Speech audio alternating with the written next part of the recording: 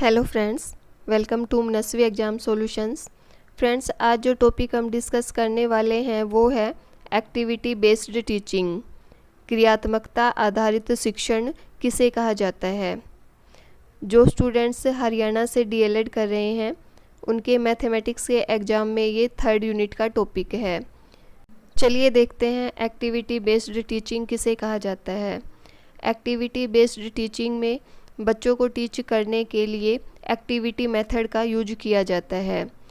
Activity method वो technique है जिसमें कि टीचर के द्वारा बच्चों को टीच करने के लिए एक्टिविटीज़ करवाई जाती है। ये जो एक्टिविटी मेथड होता है ये चाइल्ड सेंटर्ड अप्रोच है। इसमें लर्निंग बाय डूइंग पर फोकस किया जाता है। बच्चे करके सीखते हैं और जब बच्चे करके सीखते हैं तो अधिक से अधिक इंद्रियों का या सेंसेस का यूज किया जाता है, जिससे कि वो जो कुछ भी सीखते हैं उसको जल्दी से भूलते नहीं हैं। जीवन के सभी क्षेत्रों में क्रियात्मकता की आवश्यकता होती है। जो टीचर होता है और जो स्टूडेंट्स होते हैं उनकी लाइफ टीचिंग लर्निंग प्रोसेस के इर्द गिर्द घूमती है, या कह सकते हैं कि उनकी लाइफ में टीचिंग लर्निंग प्रोसेस का इम्पोर्टेंट रोल होता है। तो जो ये टीचिंग लर्निंग प्रोसेस है इसको एक्टिविटी बेस्ड बनाने के लिए स्टूडेंट्स को जो भी कंसेप्ट दिए जाते हैं वो कुछ एक्टिविटी बेस्ड होने चाहिए। स्टूडेंट्स को नए नए काम करने के लिए दिए जाने चाहिए। टीचर के द्वारा टीचिंग के लिए एक्टिविटीज़ का यूज किया जाना चाहिए। जो ट्रेडिशनल मेथड है उसके अनुसार कंसेप्ट को मौखिक रूप से बताकर और बच्चों को अभ्यास करवाया जाता है, जो कि रुचिपूर्ण नहीं है। इससे बच्चे पढ़ाई में इंटरेस्ट नहीं लेते हैं। विद्यार्थियों की भलाई के लिए इसको बदलने की आवश्यकता है। टीचर के द्वारा क्लासरूम में मोस्टली लेक्चर मेथड का यूज किया जाता है। लेक्चर मेथड के द्वारा बच्चों को पढ़ाना इजी होता है और इससे सिलेबस भी समय पर कंप्लीट हो जाता है। लेक्चर मेथड का यूज करने से बच्चे पढ़ाई में इंटरेस्ट कम लेते हैं। यदि मैथमेटिक्स में लेक्चर मेथड का यूज किया जाता है तो बच्चे ये मानते हैं कि मैथमेटिक्स एक बोरिंग सब्जेक्ट है। इसलिए जो बच्चों को पढ़ाया जाता है यदि उस एक्टिविटीज़ करवा कर पढ़ाया जाएगा तो बच्चे स्टडी में ज़्यादा इंटरेस्ट लेंगे और वो मैथमेटिक्स को बोरिंग सब्जेक्ट नहीं समझेंगे।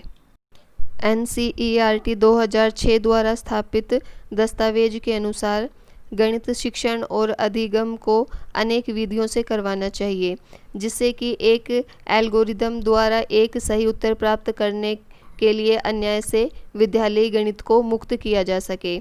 बच्चों को पढ़ाने के लिए सिर्फ एक ही मेथड का यूज नहीं किया जाना चाहिए, अनेक विधियों का यूज किया जाना चाहिए। मैथमेटिक्स के जो क्वेश्चन होते हैं वो सिर्फ एक ही मेथड से सॉल्व नहीं किए जा सकते, डिफरेंट मेथड का यूज किया जा सकता है। तो बच्चों को टीचर के द्वारा डिफरेंट मेथड्स के बारे में बताया जाना चाहिए कि इस क्वेश्चन को कितने तरीके से सॉल्व किया जा सकता है। यह समस्या समाधान, अनुमान, समुचित उपयोगिता, प्रतिरूपों का उपयोग, प्रतिवेदन तथा गणितीय संप्रेषण की गतिविधि आधारित प्रक्रियाओं द्वारा किया जा सकता है। एक्टिविटी बेस्ड टीचिंग के लिए टीचर के द्वारा प्रॉब्लम सॉल्विंग मेथड का यूज किया जा सकता है।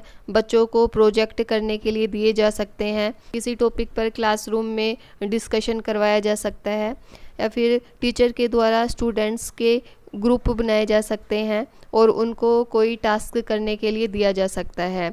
टीचर के द्वारा ये ध्यान रखना ज़रूरी है कि ग्रुप में सभी स्टूडेंट्स को उनकी एबिलिटी के अनुसार काम करने के लिए दिया जाना चाहिए। जो स्टूडेंट्स अबव एवरेज है उनको डिफ़िकल्ट टास्क दिए जा सकते हैं और जो एवरेज स्टूडेंट्स है उनको कुछ सिंपल टास्क करने के लिए दिए जा सकते हैं। टीचर के द्वारा स्टूडेंट्स को जो एक्टिविटीज़ दी जाती है वो इंटरेस्टिंग होनी चाहिए, अदरवाइज स्टूडेंट्स एक्टिविटी करने में कोई इंटरेस्ट नहीं लेंगे और इससे क्लास में अनुशासनहीनता या इनडिसिप्लिन की समस्या उत्पन्न हो जाएगी।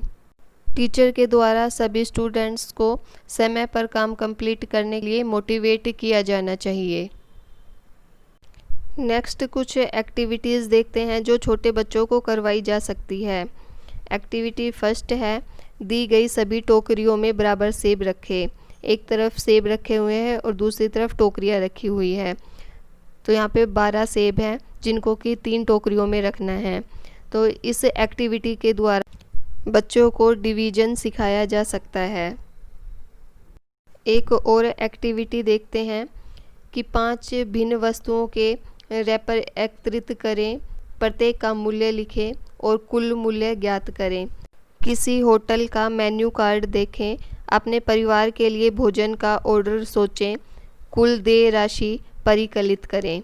तो इस तरह की एक्टिविटीज़ के द्वारा बच्चों को एडिशन सिखाया जा सकता है। छोटे बच्चों के लिए खेल, गीतों, कहानियों और कुछ सिंपल एक्टिविटीज़ का यूज किया जा सकता है और बड़े बच्चों के लिए कुछ प्रोजेक्ट करने के लिए दिए जा सकते हैं। इस प्रकार एक्टिविटीज़ का यूज करने से स्टूडेंट्स का इंटरेस्ट स्टडी में बना रहता है। आज हमने एक्टिविटी बेस्ड टीचिंग को डिस्कस किया। आई होप ये टॉपिक आपको समझ आ गया होगा।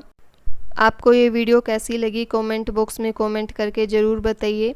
यदि वीडियो हेल्पफुल लगी हो तो इसे लाइक कीजिए, शेयर कीजिए। यदि आपका कोई सजेशन हो तो वो भी कमेंट बॉक्स में कमेंट करके बता सकते हैं। फॉर मोर एजुकेशनल वीडियोज़ मेरे चैनल को सब्सक्राइब कीजिए और साथ में जो बेल है उसे भी प्रेस कीजिए ताकि आगे आने वाली वीडियोज़ का नोटिफिकेशन भी आपको मिलता रहे। Thanks for watching my video.